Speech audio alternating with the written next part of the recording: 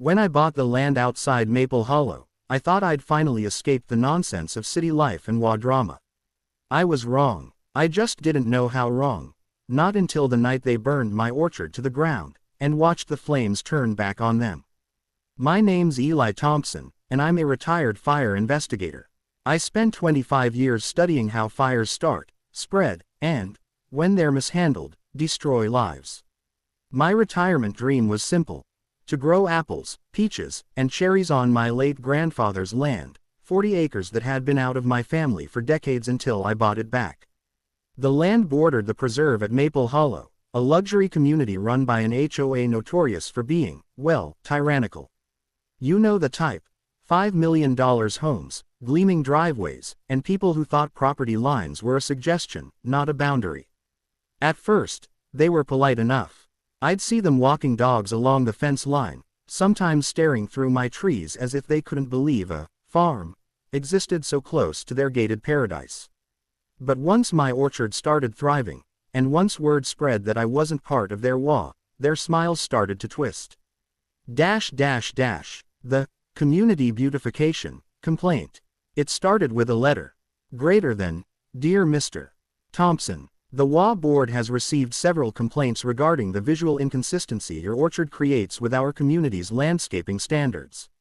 While we respect your independence, we encourage you to maintain a more cohesive aesthetic. They wanted me to trim my trees evenly, remove unsightly crates and ladders, and repaint my storage barn in a neutral beige.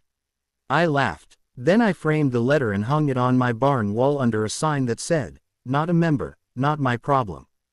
2 days later, they sent another letter, this time accusing me of harboring agricultural pests, and threatening to take measures if I didn't comply with community safety expectations. I didn't respond. I knew their kind: entitled, control-hungry, and used to getting their way. If I pushed back, they'd escalate. But I underestimated how far they'd go. The fire ban. That summer, drought hit Maple Hollow hard. Temperatures soared, and winds whipped dry grass into tinder. The county fire marshal, an old buddy of mine, declared a strict burn ban. No open flames, no brush burns, no fireworks. I posted signs all around my property. No burning, fire ban in effect. The WA sent their own email blast reminding residents to report any rural burns to the authorities. The irony, as I'd soon find out, would be almost poetic. The WA president. Her name was Sandra Whitmore, but everyone in town called her Queen Karen. Perfect hair, perfect car, and a voice that could slice glass.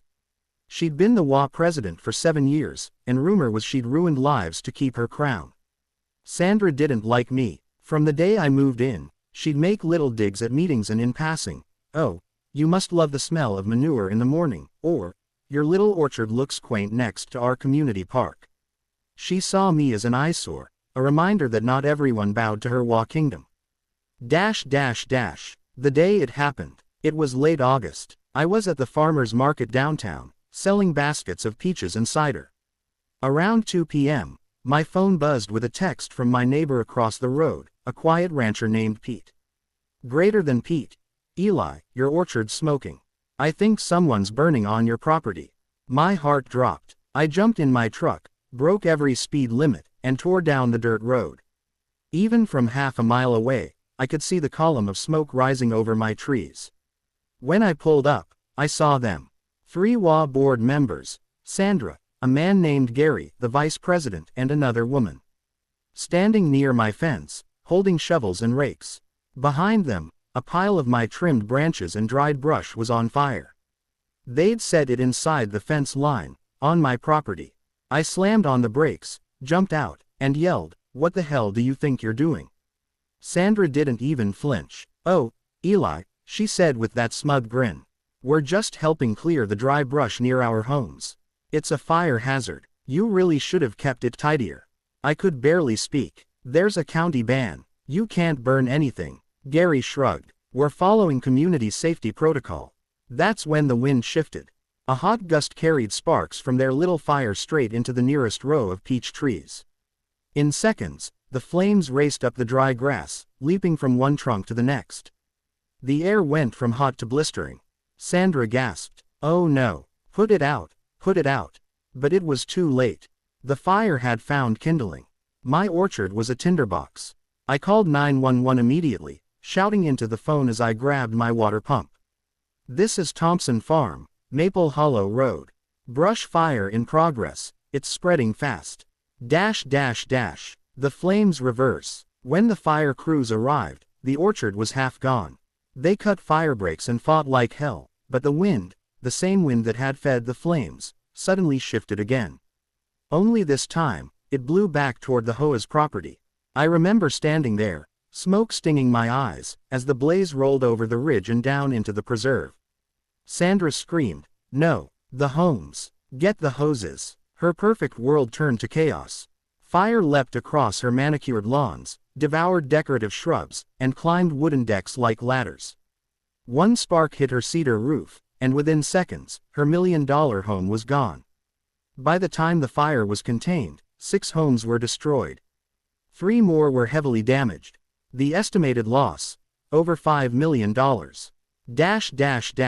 The investigation. Because of my background, I wasn't just a witness, I was useful.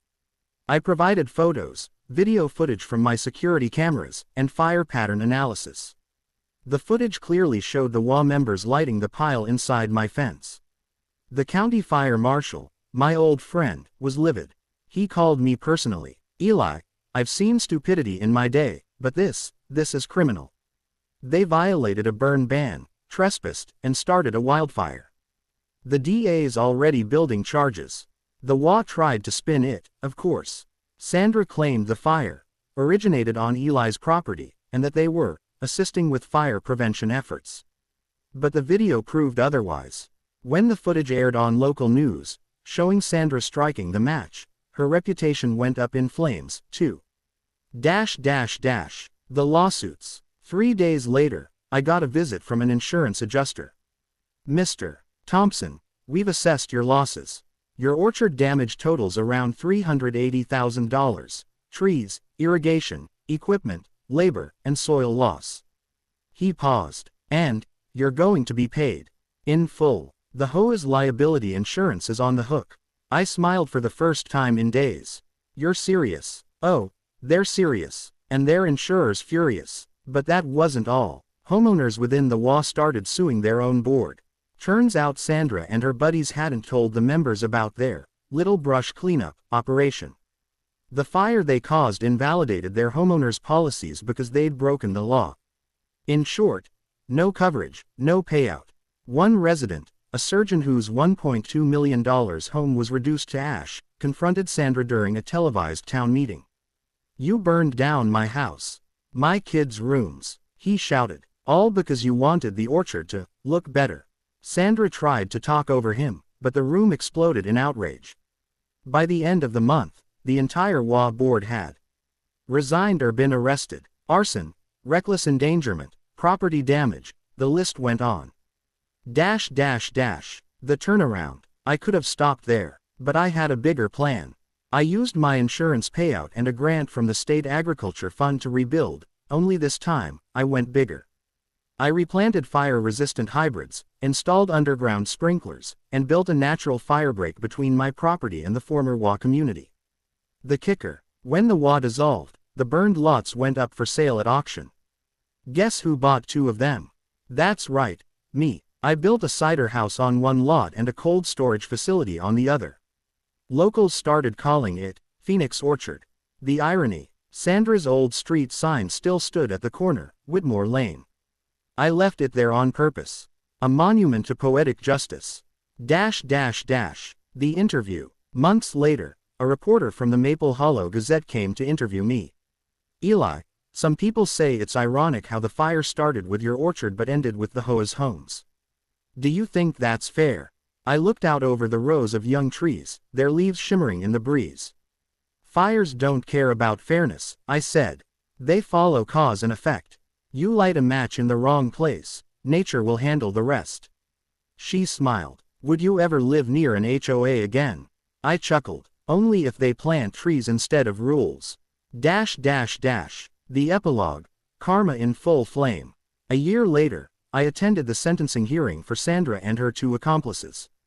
They pled guilty to negligent arson and trespassing, got community service and massive restitution orders. Sandra lost her home, her position, and her reputation.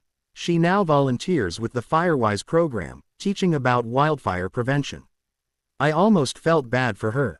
Almost. After the hearing, she approached me in the hallway. Her once flawless hair was dull, her confidence gone. "Eli," she said softly, "I didn't mean for any of this to happen." I studied her face for a long moment. "No one ever does," I replied. "That's why there's a burn ban." And I walked away. 1 year later, Phoenix Orchard flourished. My peaches won a state fair award, my cider business took off, and tourists came from all over to hear the story of the fire that turned back. Every year on the anniversary of the fire, I light one small candle at sunset on the edge of the property, a controlled burn inside a metal lantern. It's not vengeance, it's remembrance. A reminder that arrogance burns brighter than gasoline, and when people think they can control what they don't respect, nature always, always, writes the final chapter. Moral of the story: respect nature, respect boundaries, and never, ever light a fire where you don't belong, because sometimes, the flames come back home.